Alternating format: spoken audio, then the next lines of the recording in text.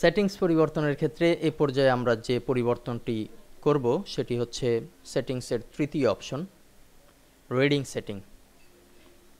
Reading settings, এখানে আমরা যে সকল পরিবর্তনগুলো করব সেগুলোর প্রভাব আমরা দেখতে পাবো আমাদের আউটলুকে। আমাদের যে টেমপ্লেটটি আছে সেই টেমপ্লেটের ভিতরে বিভিন্ন জায়গায় আমরা সেটিংসের পরিবর্তন করতে পারি খুব সহজেই ওয়ার্ডপ্রেসের অ্যাডমিন প্যানেল থেকে। তো এক্ষেত্রে আমরা শুরুতেই দেখতে পাচ্ছি যে রিডিং সেটিংসের নিচে আছে front page displace your latest post, অর্থাৎ এখানে আমরা যদি আউটলুক দেখি, যে পোস্টটি সবচেয়ে প্রথমে আছে সেই পোস্টটি কিন্তু সবচেয়ে শেষে করা হয়েছে, অর্থাৎ শেষে করার অর্থ হচ্ছে সবচেয়ে লেটেস্ট পোস্ট। তো ফ্রন্ট পেজে ডিসপ্লে হবে সবচেয়ে লেটেস্ট যে পোস্টটি করা হলো সেটি। এরপরে আমরা সেকেন্ড যে বিষয়টি দেখতে পাচ্ছি, blog pages show at most 3 post. একটি ব্লগে অর্থাৎ একটি পেজে কতটি পোস্ট দেখানো যাবে, এখানে দেয়া আছে 3টি।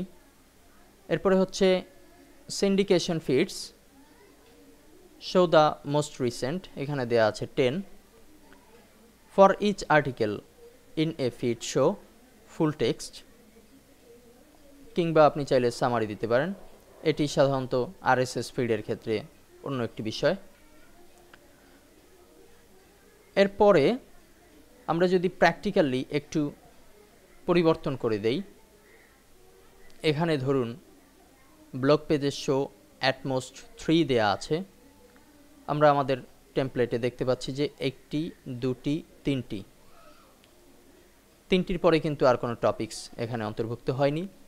তো রিডিং সেটিংস থেকে আমরা যদি এখানে 4 করে দেই, তাহলে যে পরিবর্তনটি আমরা দেখতে পাবো, সেভ চেঞ্জ, আমাদের সেভ চেঞ্জ হয়েছে। এখন আমরা যদি আমাদের এখানে একটু রিলোড দেই, তাহলে কিন্তু দেখতে পাচ্ছি যে এখন আছে 4টি, 1 2 3 4।